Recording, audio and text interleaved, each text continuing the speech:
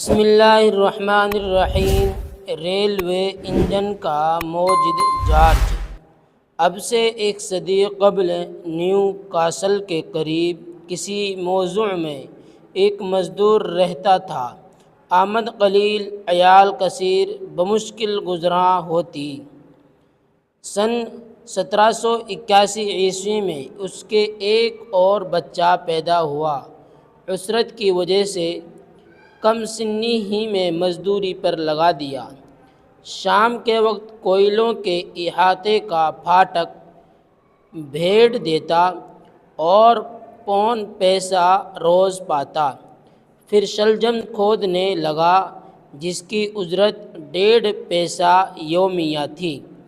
ایک دن اس لڑکے کی بڑی بہن ٹوپی خریدنے کے لیے نیو کاسل کو چلی۔ لڑکا تھا ان